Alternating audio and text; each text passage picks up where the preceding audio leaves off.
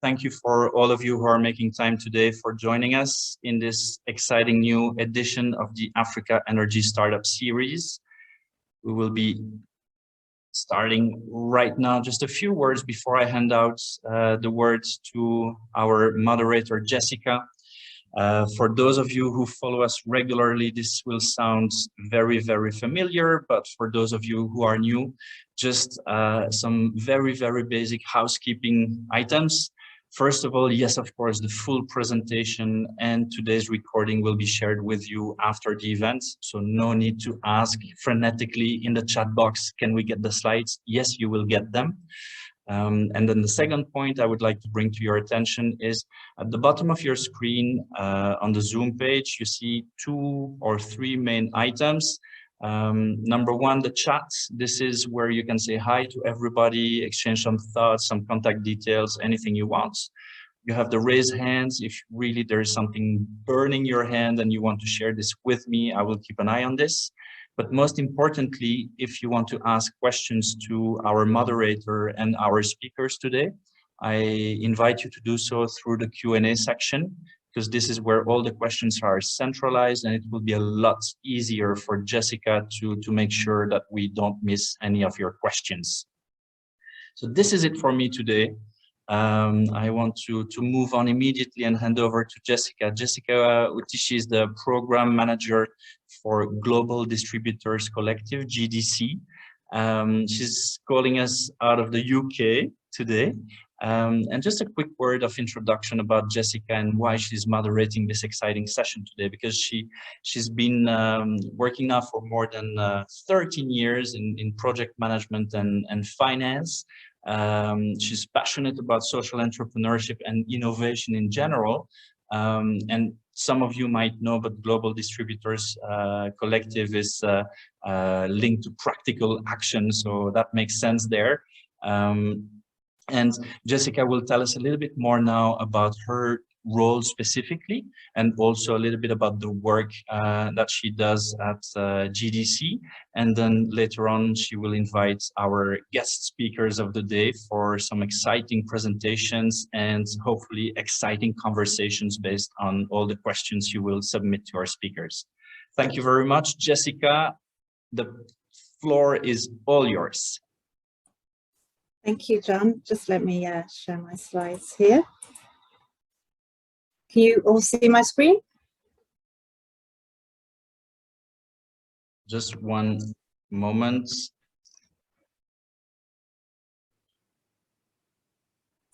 There we go. And I will give you the possibility to share your screen just now, Jessica. There you go. Sorry about this.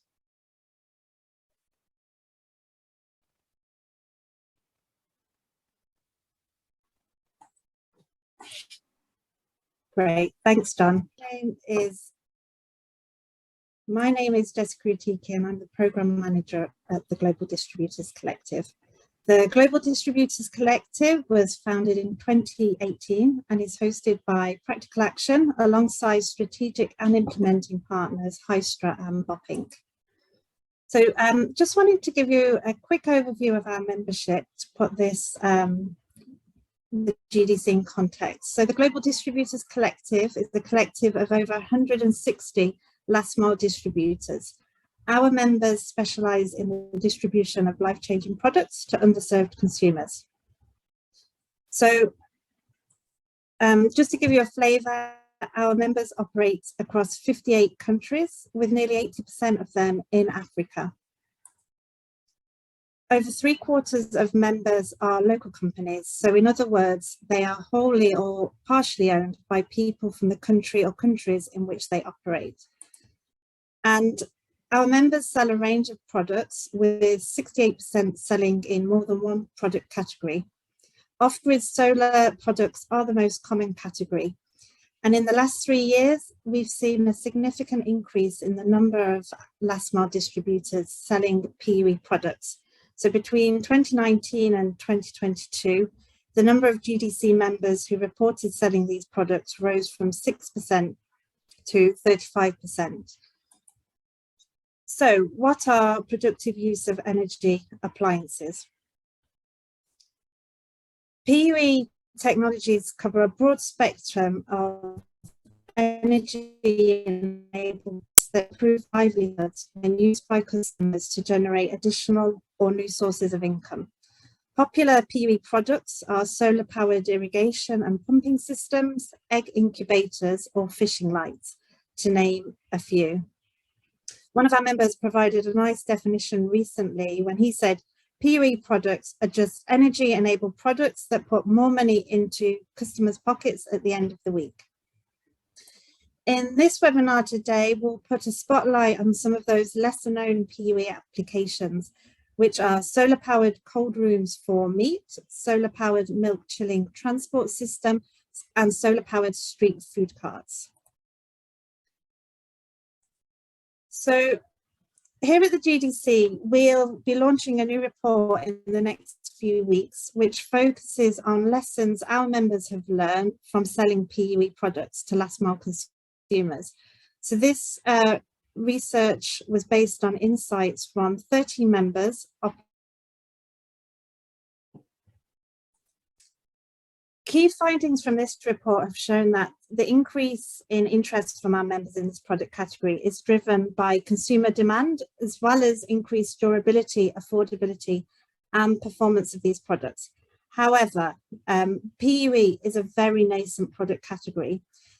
Few last mile distributors have mainstream sales of PUE products, and the vast majority are still in the testing phase.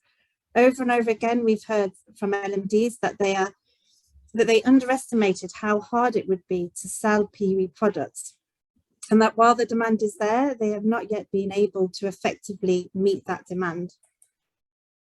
So there are many reasons for this, and we've heard from LMDs that the biggest barrier that they face include, firstly, a lack of market-ready products and underdeveloped supply chains, making it hard for distributors to procure the right products from suppliers with the support that they need. One of our distributors stated that manufacturers are still in a product development mindset, and they're not really thinking about the realities of what it takes to market and sell one of these items. We see that there is deep market research is essential to understanding not only consumer needs, but also the agricultural market systems and social and gender dynamics related to selling PUE products. We found that one of our members was selling freezers to consumers, but actually what the consumers wanted was the ice in the freezers. So what they really needed was ice makers. Thirdly, affordability is a major barrier, but providing consumer finance and working capital requirements is not straightforward.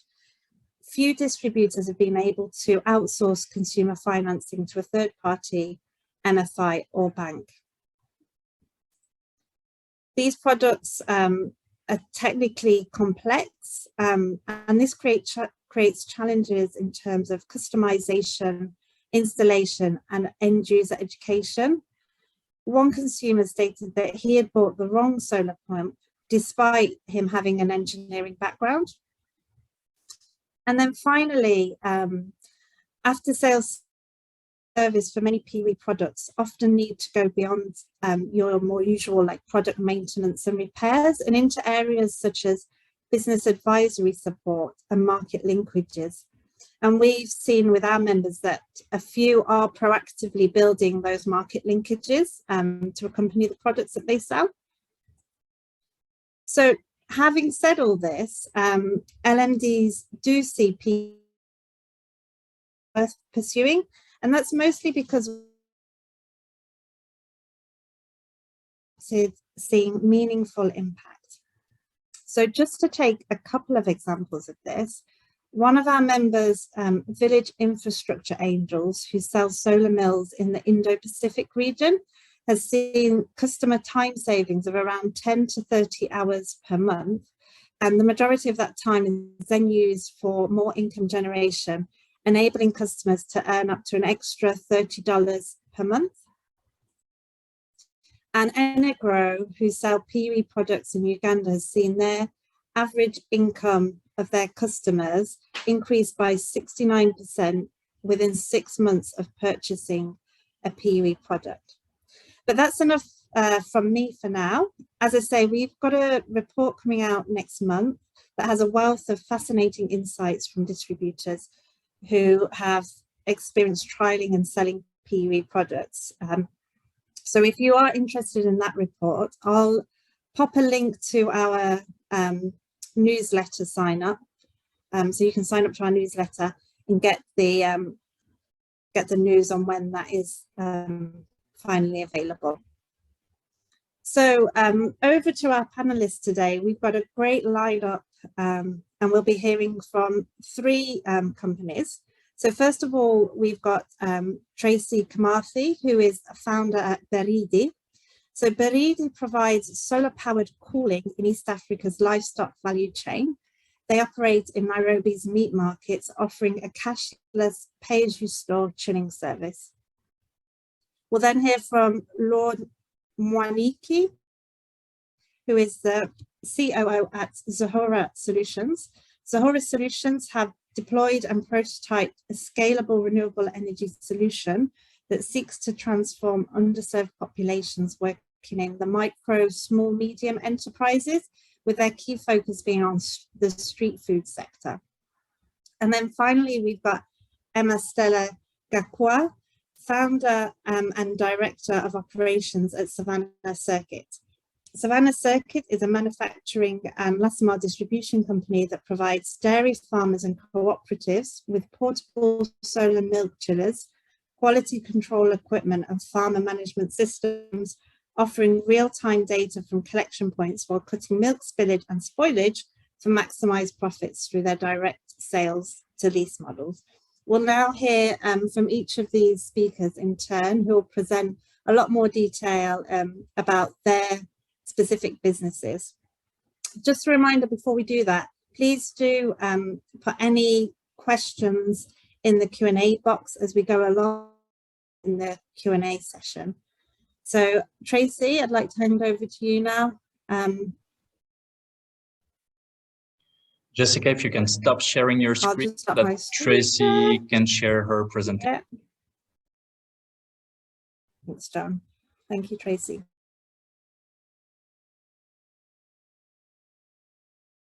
Thank you. Let me share my screen. Hope you can see my screen. And yes, and just now in presentation mode, please. Yeah. Okay, perfect. Hello, everyone. My name is Tracy Kimathi. I'm the founder of Beridi, which is a local startup that enables solar-powered cooling in East Africa's livestock value chain. So back in 2018, I had the pleasure to visit the Mara, a beautiful rangeland in Kenya that houses varying indigenous populations, one being the Maasai. During this trip, I was able to, for the first economic neglect that pastoralists face every single year. Imagine living in a world where 30% of meat produced goes rotten each day. That's an equivalent of losing 100 million cows across Africa. Well, that's the reality of our Kenyan meat traders. They lose over $85 million worth of meat that could be solved with a resource as abundant as the sun. Now, to give you a perspective on the market, I need you to picture how meat gets to my plate, okay? So picture a pastoralist in northern Kenya selling their livestock to a popular meat vendor who then uses his network of butcheries to distribute beef to 93% of Kenyan households. So this means that the value chain that you see right here is how my household, my neighbor's household, and my neighbor's neighbor's household acquires meat on a daily basis. So our solution is the solar-powered chiller designed to provide both efficient energy and meat preservation to livestock economies across the Horn of Africa. utilizes the most abundant renewable resource, which is the sun, to preserve the most abundant trade commodity, which is meat. To date, the team and I have designed, developed, and implemented Baridi, our very own walk-in solar-powered cold room, assembled in Kenya by Kenyans, with the average age of 8 years old. So in reality, this infrastructure was assembled in Kenya by Kenyan youths, and we're extremely proud of that. We have since then launched 2 units, a chiller and a freezer, that have been implemented in Burma, the largest commercial meat market in Nairobi that trades over 2,500 carcasses a week, commenced. Each day, our solar cold rooms preserve over 1,500 kilograms of meat within the market. Project Baridi operates under a pay-as-you-store model that allows our consumers to aggregate and store their meat as they go and as a community. The technology charges a 5 Kenya shillings per kg and an 8 Kenya shillings per kg per day tariff for our chiller units in exchange for an overnight preservation. The chiller units tend to have higher tariffs considering their preferences in these markets. Later on in the year, we wish to introduce lease-to-own models that allow private agribusinesses to increase their production capacities period between 24 to 48 months. So our impact points are extremely phenomenal. Since inception of our first chiller unit in December of 2021, Baridi has been able to preserve over 95,000 kilograms of meat, avoided over 1,000 kilograms of CO2 equivalent from the grid, and fulfilled orders all within the last 6 months. So this is an extremely viable product, and the neglected meat markets tend to see a lot of impacts from this. Now, great solutions require even greater teams to implement them. The Baridi team is made up of driven individuals, each with distinct expertise, and within an age range below, primarily led by women, with 4 of our employees being women under the age of 30, and our 3 other employees being males. And we are really a local women-led, youth-led company. Okay, so the project has to date raised a $400,000 US seed round from 5 local and international donors stages. And essentially how we aim to use these funds, or how we have been using these funds, is by implementing solar powered cold rooms across each and every urban market within Nairobi. So we have already fulfilled 2 of these units, all of them within the largest meat market in Nairobi, called Burma. And our next couple of units are launching very soon. And we're here to basically prove in cold rooms within these public meat markets, and utilizing a cooling as a service business model is basically something that we're working on. We have additionally within our business model received 2 lease orders since inception from B2B clients in the chicken and goat industries. So we therefore aim to replicate relatively quickly in the next 18 months. Yes, so asante sana for listening. Of how you could apply cooling as a service within the livestock value chains. Thank you.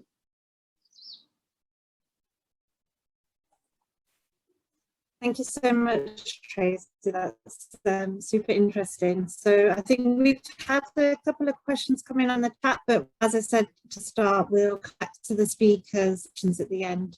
And I'd now like to hand over to Lord Maniki.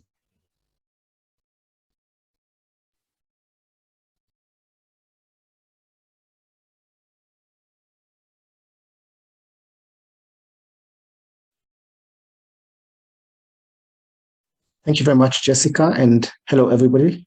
My name is Leod Moneki. I'm a co-founder of Zuhura Solutions. I'll be running you through who we are at Zuhura Solutions and what our product is about. As I start, please do allow me to introduce you to Esther.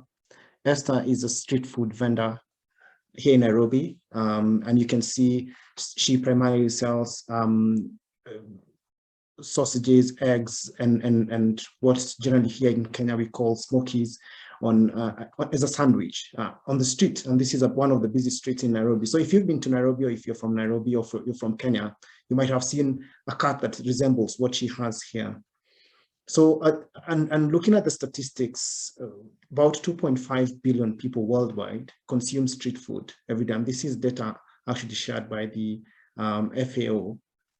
And 70% of sub-Saharan Africa's households actually depend on street food, just like the one Esther sells on the roadside.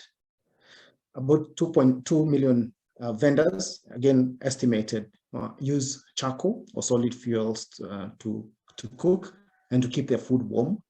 About 100,000 plus vendors operate in unclean and unsafe environments. 4,000 plus foodborne illnesses are reported in Nairobi each year because, again, of hygiene issues and also the use of solid fuels to cook. About 22,000 deaths are also reported annually because of CO2. And the price of charcoal now has continued to rise, again, because of the many restrictions on cutting forests and such, and many other factors, of course, climate change and others. So there's a bit of restriction on use of charcoal. Just to give you an overview of our solution, so what we have developed is a product called the Halisi trolley that you see here. And this is actually an older version. I'll be showing you what we have current. We have developed a Halisi trolley. We call it the Halisi trolley. And Halisi is actually a Swahili word. So it's solar powered. It comes with a lithium ion battery that has the capacity to charge mobile phones, 3 mobile phones in one go, and can keep food warm for up to 16 hours. It's very hygienic, like you can see, it's well designed, and actually the latest and updated model is even better, made from food grade material. It collects data, so we're able to really pick out a lot more information on what the vendors are doing throughout the day using this trolley. Of course, I have mentioned about the phone charging capabilities and the fact that it actually eliminates the use of charcoal in the product. So we have, through our various pilots, we have noticed that actually the product has the capacity to double revenues of vendors. So this is the process that we've taken. You can see this is one of our products. That's myself and the team. They are trying to, at the lab. Then we had been testing with the vendors. So this is one at one of the markets here in Nairobi. It's called the Kangemi Market. This is where we're testing one of the products, and you could see how excited the vendor is, and you can see what they actually sell on the product. Then from his feedback and others, we went back to redesign the trolley, and what you see on the side, on the right part of the screen, is what we have come up with as our final design. And now here you can see a couple of pictures showing what we are developing at the lab. These pictures were taken as last week, so you can see the progress. And it actually shows, you can actually see how where the food will be placed and the charging points. And this was actually developed in consultation with the vendors. So actually we have been bringing vendors to the lab for them to see the progress and continue to give us feedback on what they want. Because in the end, this is not our product, it's their product. The vendors will be using it, and we want the full buy-in onto the product. So these are the main revenue sources that we anticipate. One, we hope to make about 40% for the unit sales, selling each of the product. Then also we'll have a bit of data that will be very critical, and we see companies that would find value from that data. So we'll be able to sell it off to them. But unit sales is primarily our source of sales. But there's also another model that we continue to explore, but we are thinking about that in the future. This product has the potential to decentralize the restaurant business. So a lot of people may not be able to afford meals sitting in a restaurant, but we are able to have the vendors partner with restaurants that they can sell smaller packaged meals on the trolleys, because what we've produced is bigger and has bigger capacity and comes also with storage capacity. So it means that probably they're able to make more money from that. And that's also a source of increased revenue.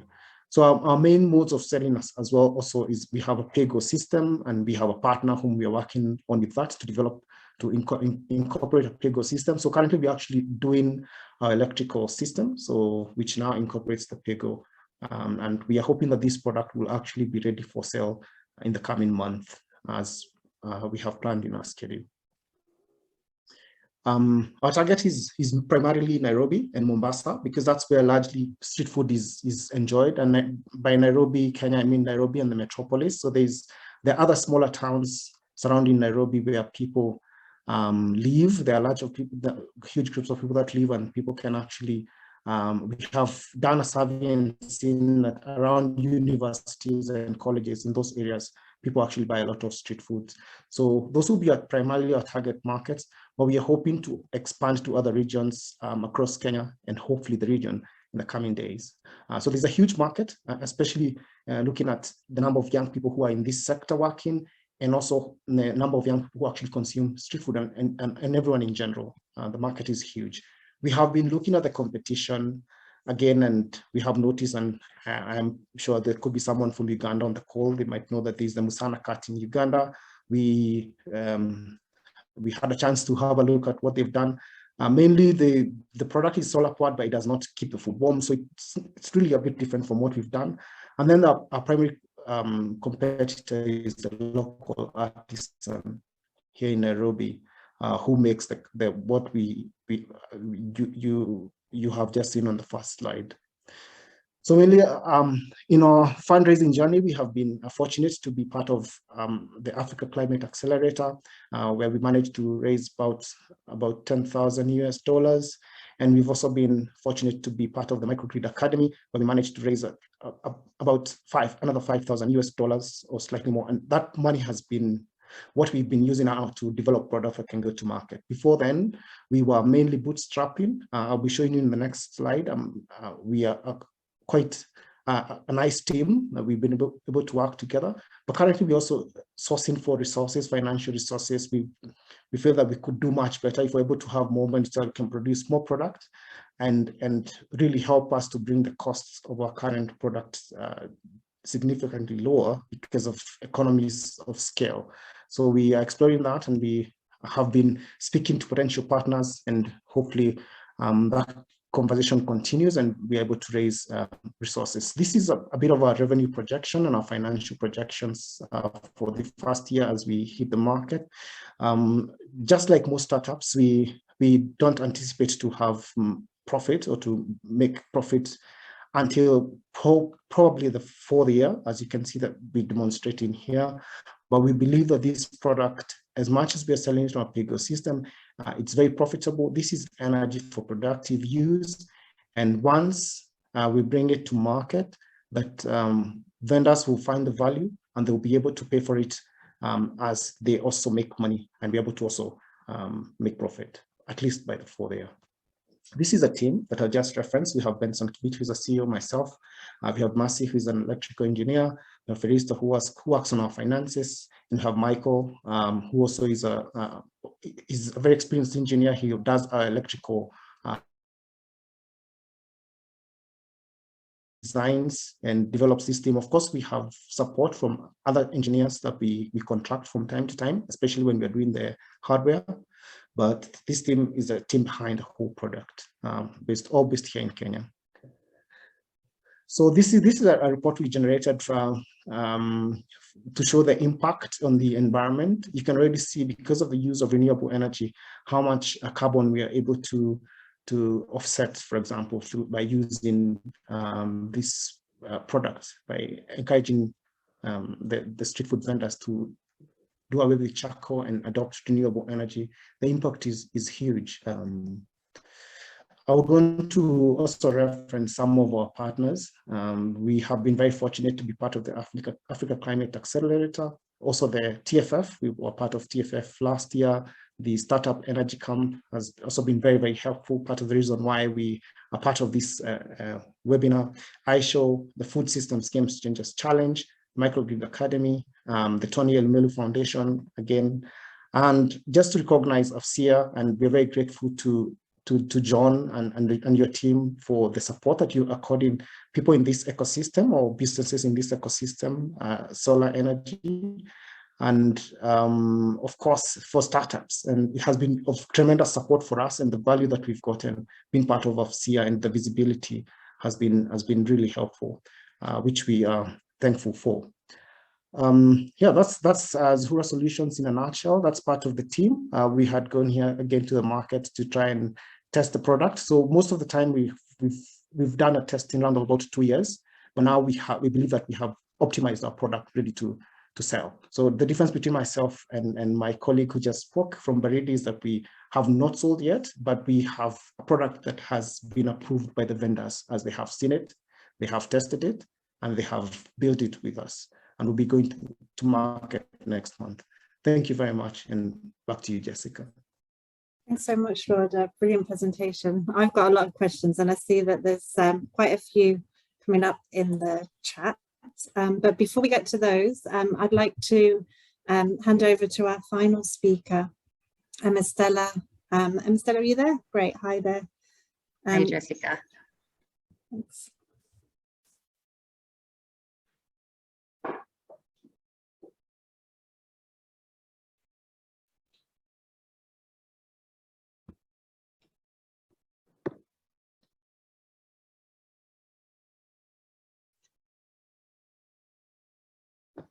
Hello, everyone from wherever you're joining us from. I'm very pleased to be here and to be sharing our work with you here at Savannah Circuit. My name is Estella Gepo. I'm the co-founder and in charge of operations here at Savannah Circuit, which is a for-profit manufacturing and last mile distribution company where we unlock cold chain access in East Africa with portable mobile solar coolers that can be placed on any means of transportation, from motorbikes to trucks. And we've combined this with an AI-enabled management system to make sure that we get real-time data from across the value chain, from farm gate all through to the end of the value chain. So it is for this reason that we are able to cut post-harvest losses and make sure that we are able to to bring in maximize profits to the people that we work with. So here in Savannah Circuit, we were founded in 2017, and we've gone through a journey of product development, market research, and I would like to say all the products that we have here are product of research. So we've done 2 successful pilots in 2019 through 2020, where we were trying to test, applicability of technology. We are trying to test business model and various business approaches to make sure that we are able to bring, these solutions to our people. We are mainly anchored on solar, technically clean technologies to make sure that we improve livelihoods from last mile, take care of our environment, and most importantly, bring inclusion of women and youth and all actors, across the value chain. So it is for this reason where we innovate to create and promote solutions beyond refrigeration. Reason being, we have diverse solutions in cold storage. We have solutions in now, we just went into dehydrators. We just deployed our third MVP, and also over time we'll be going into solar powered portable threshers, and be happy to speak about it as we go.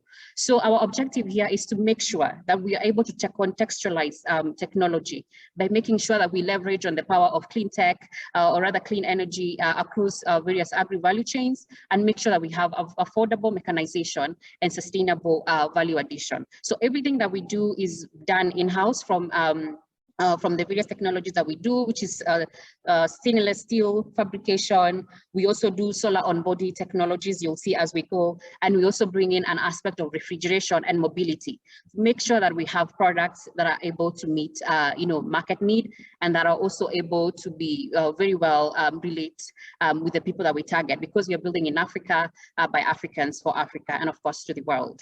So very quickly, I'll take you through our operations. So most times we work with cooperatives, we work with farmer groups, we also work with processors, we work with non-profits that are farmer focused, we work even with governments to make sure that we are able to, to push, these solar powered chillers and all other solutions that we have here in-house. So normally what happens most times after we conduct a needs assessment together with a partner or potential client, we do a design thinking process where we are able to match, the proposed solution and design, because everything that we do is custom to the needs identified.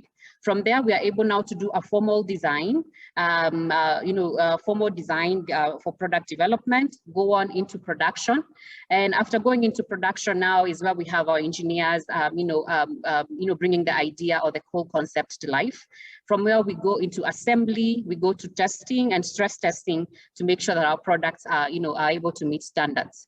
After which now we are able to deploy this solution on site. Remember, they're very custom solutions, so every need we make sure that we're able to meet it in the best way possible. So we deploy solutions, we install, we conduct training, because again, the success of these productive use equipments cannot be viable if you're not able to efficiently make the users relate very well with these products. Then after this, depending on need, we have all our products have a 2-year warranty on critical components, especially on the refrigeration and power components, but we have a product guarantee of up to 10 years. So on the active value chains currently, we are in pulses for dehydrators. We just we deployed our first unit in horticulture for open air market vendors. And our niche value chain is now the dairy value chain, which I'm going to speak in depth about. So in Kenya, dairy industry is up to a $40 billion industry. And unfortunately, up to 40% of annual milk produced goes to waste. One of the reasons why this happens is, one, this lack of affordable cold storage infrastructure. As you can see, even from these photos from various market research across the country, you can see that due to poor road networks, we have use of motorbikes, we have even use of animal transportation to get produce to market. And most times, before the milk gets first contact with cooling, it might take up to 6 hours or even up to 8 hours to access the first cool. And milk being a highly perishable produce, it just needs 2 hours post milking. The quality of the milk has started deteriorating, which now leads to rejection. And here we are seeing loss of investment and loss of monies. So this is a common phenomenon in across all dairy and even camel milk value chain, and as well as other challenges of traceability and milk handling techniques. It's one of the reasons why we were able to integrate a hardware and software solution, where we also have a dairy management system that enables real-time data access from collection points to processors and where the milk is needed to be marketed. One need for to introduce a management system was that we realized there's a huge gap in terms of real-time data or data that decision making can be anchored on. It is one of the reasons that we chose to be an end-to-end solutions, that as we deploy the mobile solar cooling solution, at the same time we are able to deploy a means to make this solution traceable. Further, we have different capacities. The mobile chillers, you'll see visual representations of them from 100 liters up to 30 tons that can be placed on many means of transportation. We've done products that we've fitted on motorbikes, we've fitted them on pickup trucks, we've fitted them on 3-wheelers, which we call tuk-tuks here in Nairobi, and we've also even done larger capacities where we've been able to mount on trucks, all of them solar powered. Further, we've done management ERP, because a lot of inefficiencies in management also now hinder quick adoption of cold chain, which is very, very important, in a value chain as this. Further, from the from customer feedback, we've been able to even do more and more custom solutions like DC fridges, bulk milk chillers. We've been able even to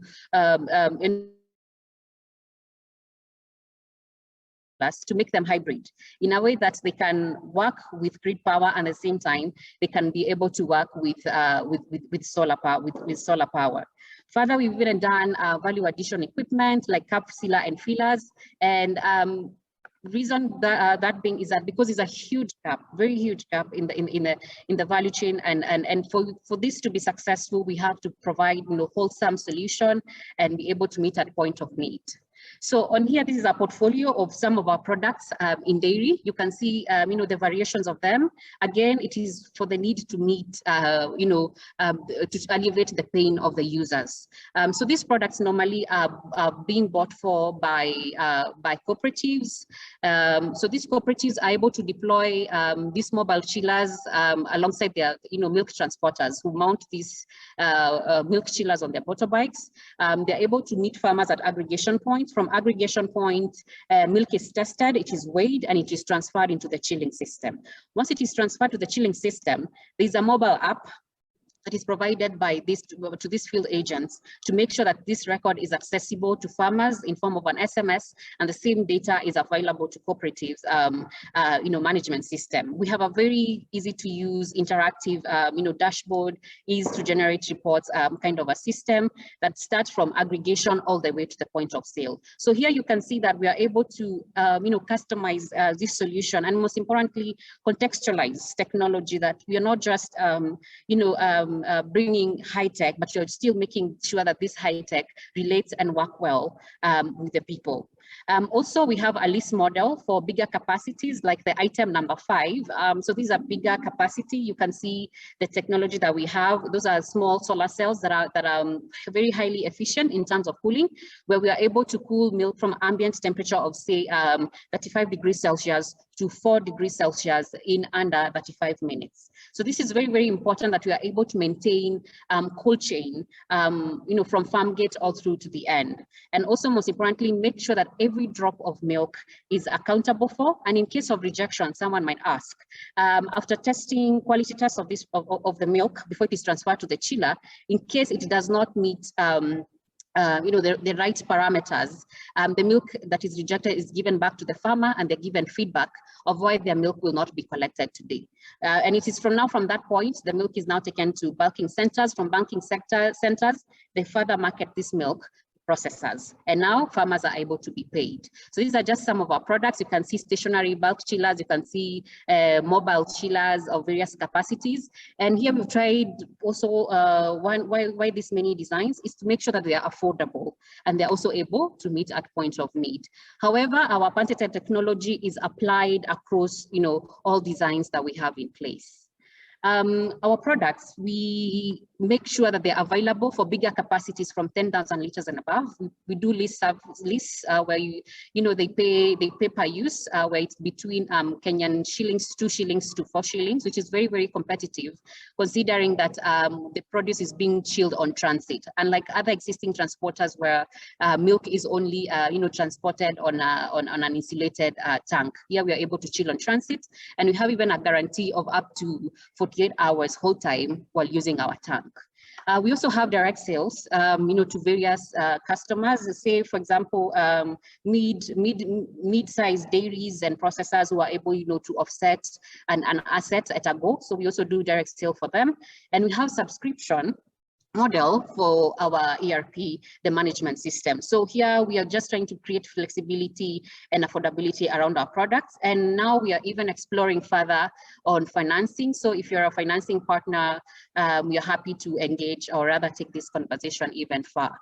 Up to this point, we are looking at reaching out to 2 million smallholder dairy farmers by 2025. And the reason here is I want to make sure that, a cold chain is maintained across the way, and it's also very much affordable. However, we are working very hard to make sure that there's proper awareness, because it's a huge gap that is currently existing, awareness of these, PUE cold chain solutions, especially mobile solar chillers. We've done a lot of marketing work in the past, and we'll continually keep doing this to raise awareness. Also, we are working very closely with standardizing organization, to give, proper standardizations, so that we can open doors for our products to be purchased in bulk. So we are very open, and we're continually working with a few stakeholders in the industry, but you're still even open to engage further with any organization that are used, in quality assessment and control. Further, since 2019, when we deployed our first pilot, and up to 2020, where we fully went commercial, we deployed our go-to-market strategy. And I'm happy to say that last year in 2021, we were able to break even, and we are working very hard to see that our journey to profitability grows very fast. So far, we are a team of 8 full-time team, very diverse youth, most of them under 35 years, 35 years, from engineers, software developers, finance engineers, amongst others. So we are a very, very diverse team, and we've been able to even create jobs outside of Savannah circuits to people who are interact with the chillers. You can see the young youths, operating the chillers in the field, people providing after-sales support, because we outsource some of these, to some people that we've trained, especially on refrigeration and support. So we see that we've created over 650 jobs cumulatively. We've been able to increase incomes by up to 26% of the smallholder farmers that we work with. For example, our original cooperatives that adopted these solutions now, they've been able even to onboard their farmers to access credit via a credit scoring system, against their milk volume. So we've seen people, farmers, take up funds or credits for inputs. We've seen them take up, small fees to support maybe their school fees for their kids, and even household needs. So we are very proud to see that we're improving lives in this perspective. We've been even able, most importantly, to work with women smallholder farmers by recognizing them through this management system. They are able to be recognized that for every liter of milk brought to cooperative through our chillers, it always has a face behind it. And for this reason, we've seen us transforming the women smallholder farmers from casual laborers to women in business. We even have now a very good case of a woman in Western Kenya who set up a milk vending unit, and we have been able to even deploy more different chilling units to her business, and we are happy to see that. So one of our customers, for example, since we're celebrating our 5th year, was able to mention that that products that we are deploying are reminders of what is possible, because we are able to alleviate, the point to alleviate, pains from where they hurt most, and very well relate with these people. So far we've sold 82 units of different capacities cumulatively, and we've been able to cut up to 300 metric tons of CO2 from our chilling equipment. So currently they are mounted on diesel-powered motorbikes, but you're looking that even as we go, we are able to even maybe incorporate electric mobility into this to make this a wholesome green solution. So even there, we are very much open for collaboration and conversations around that. So thank you very, very much. We are saying that we're keeping it chilled, we are moving it chilled, and we're seeing no losses. I am happy to engage further, and thank you, Jessica, for this. Thank you very much. Thanks, Emma-Stella. Really interesting presentation, and a lot to learn. So actually, one of the first questions we had in the chat was around standards of PUE, but it strikes me that all 3 of these applications deal with also fresh food products. So we've also had a few other comments about standards required to be met for those food grade products. Emma-Stella, just before you hide and go off screen there, we've got a question specifically standards required for milk when collected from farmers. Do you do that testing yourself? And how does that work? Thank you, Jessica. Yes, so quality of milk is actually the success of our business to a certain extent. And we've undergone training. Our technology officer has gone training where we create trainers of trainers, that every time we deploy a unit, we are able to train a field agent on various milk standardization and quality test procedures that are needed by for example, the Kenya Dairy Board. One, we provide calibrated equipment like pH test kit. We measure density on site, and even well-calibrated digital weighing scale that for a farmer, even as low as 1 liter, we're able to weigh the volume of to get the volume of the milk. We're able to get the pH and the density of the milk, which are determinants of the quality of the milk as per the industry regulations. So yes, that's a very key factor on that. And we're also able to give feedback to farmers in case where quality is consistent, and in case where there's rejection, also there's advisory to these farmers. Great, thanks, Amistella. There's been a few questions in the chat, Tracy, around where you're sourcing your chillers from. So are these solar chillers assembled locally in Kenya? And also there was a question around the costs of those coolers. Yeah, thank you for the question. Units locally in Kenya, but we don't manufacture the products. So we are consistently changing up basically our EPCs. So what we do is we get a solar EPC and a cold room EPC, bring them together with our own designs, and then they get to assemble it. So that's kind of how we do it. And we work specifically with, again, engineering and procurement contractors because we are a developer company. When it back to the equipment, we're looking to changing from lithium-ion batteries to thermal storage technologies that would essentially lower costs, going back to the second question. So we are consistently changing what our cold rooms are, what they're made of, and we're looking for cheaper equipment, but they will always be assembled here locally. About the cost, it depends whether it's a lease to own model, an upfront purchase from 10 foot to 20 feet and 40 feet.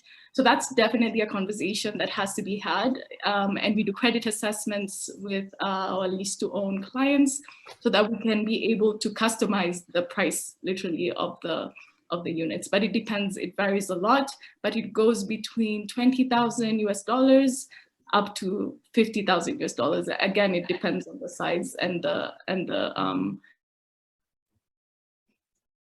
Great, thanks, Tracy. Lord, coming on to yourself, I think we have had a few questions about the cost of your products as well. So potentially those people can follow up directly with you, because I appreciate you're just about to launch.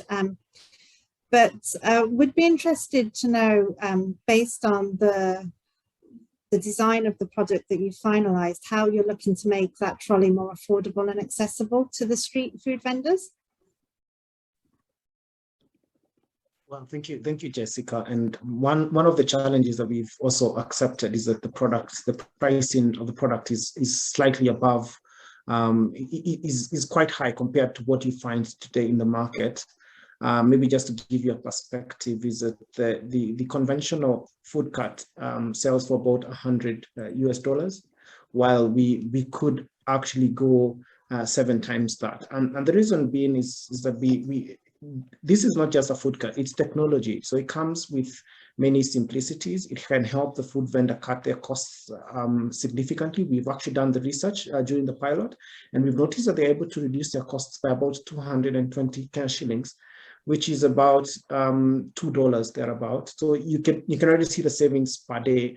So that compounded to a month or a year, it's a lot of money. So, and again, the data that you're able to collect, you're able to charge a mobile phone. So bringing the costs down mainly for us can be done now by economies of scale. So we are really looking at how can we mass produce this product to help us cut the costs. So, and we've really done a lot of iterations to make sure that the cost is low. So where we've gotten, I know there could be further research, and that's why we're always open-minded and happy to partner with people in the similar space, and also listen to our colleagues who've gone ahead of us. They have better insights on where we could find better manufacturers or better partners to help us in this journey. but the product is very well priced at the moment from what we are looking at. Yeah. Thanks, Lord. And just one final question there that came up in the chat. I think there was a person in Ethiopia that was quite keen. So mid to longer term, once you've trialed your business model in Kenya, would you be looking to scale to other countries in the continent? Thank you for the question. Indeed, we are actually thinking, although we say that there's so much opportunity across Africa and the sub-Saharan region on street food. Just last month, we had a conversation with one of our partners. They were telling us how big street food market is in some country in Asia, and they were thinking that we could actually do very well there. But we really want to first target or really manage selling it here in Kenya. Then we shall be exploring another market, but that's not too far from today. It will be soon, but we really want first to sell here and really prove our concept here, have a buy-in from our local vendors. Then we shall start thinking about other countries. And I'm happy to get your contacts. You can just drop them on the chat. We can have a conversation. I also shared mine. Please do save my email address and you can write to me and we're happy to converse. Thanks, Lloyd. Well, we're running very quickly out of time. We've got a minute left. It'd be good just to hear from each of the speakers, kind of one of the key pieces of knowledge that you'd like to end this webinar on. If there's one challenge that you think the audience need to take up or one opportunity, it'd be great to hear those thoughts as briefly as possible within about 30 seconds each. Maybe I could go fast. I'll be very quick. Thanks, Lord. Yeah, mine is to speak to an innovator who could be on the call. So you're innovating a product. Please do not get tired of innovating. Continue doing your research. None of these days you find your product in the market. If you're a partner or a financier on the call and you've been looking for solutions, we are open. We're open to partnering with you, and please do reach out to us, or you can drop your email on the chat. I'll be happy to speak with you. Thank you. Thanks. Thanks, Lord. Tracy and Marcella, do you want to add anything to that? Yeah, definitely, Jessica. For me, I would say, purely in solar cooling right now, being at nascent stages, I think it's a very good opportunity for all stakeholders to work together. People not to work in silos, maybe academicians, people in finance, people in engineering, and all other sectors to come together and work and make this work. Because I mean, this is a great moment. We're supposed to meet it with urgency. We're supposed to match resources. And we'll be able to grow our value chains and most importantly have a tremendous impact. So yeah. Thank you. Yeah, so my final part is we're always looking for local companies who are willing to assemble these units at a more affordable rate. We're always looking for partners who can come in and assist with thermal and solar engineering, I guess, quote unquote, shortcuts based on what they've learned. We want to, put a light on the livestock value chain, whether that's goat, chicken, beef. So we're always looking forward to finding also new sites and new markets for that. So anybody who's interested, please feel free. Great, thank you everyone, and thanks. Timothy, and happy to. Sorry, Tracy, you froze a little bit there for me. Thanks everyone for the great presentations, and thank you for attending today's webinar. I'm not sure we quite got through all the questions, so we will answer those and share the slides after this webinar. John, do you want to say any final words? Well, first of all, a big thank you. Big thank you to you for accepting the invitation to moderate today's session. And a big thank you to the different presenters today. And also a big congratulations, because I think we've already organized 25, 30 webinars, but I've never seen such a big number of, wow, this is amazing, I want to get in touch, this is a great idea. So, I mean, this is really what we're all about. We want to put the spotlight on some great ideas. And these great ideas are being recognized by the listeners today. So expect some people contacting you and very soon. And yes, as Jessica said, there were many more questions. We will share those with our presenters today, so that they are able to get back in touch with you and follow up directly and individually. So if you have some last questions, now is the time to drop them in the Q&A. And meanwhile, I want to tell you very quickly about 2 upcoming events from AFSIA. Number 1 would be our next webinar on the 18th of August. And this webinar will be focusing on digital solutions for the solar market in Africa. As you can see, we have some amazing tech companies there. The session will be moderated by UL, but we have a speaker, AMP, EcoFi, Open Solar, and TUV Rhineland. So if you like Solar 2.0, this is the presentation, the webinar that you surely don't want to miss. And another exciting event a little bit later this year, at the end of September, is ARIS. ARIS will be our first physical conference, and it will be organized in Cape Town. Together with some amazing partner, GWEC, the Global Wind Energy Council, Solar Power Europe, Renew Africa, and also with the support of Get Invest. And as you understand from the name, this event is completely focused on helping developers, entrepreneurs to speak with the right financing partners to bring their projects and their companies to the next stage. So we'll have a lot of developers, not only from solar, but from all kinds of renewables, renewable solutions. And we'll have a lot of people from the financing world also who will be joining in Cape Town at the end of September, just to meet and start interesting conversations about projects. So this is it for today. A big thank you to all of you, and thanks once again, Jessica, for accepting the invitation. I hope you enjoyed this session and learned a little bit more about some exciting entrepreneurs. Yeah, it was my absolute pleasure. Thank you, John, for the invite. And thank you also to everybody who made some time available today to join us. And we hope to see you again very, very soon.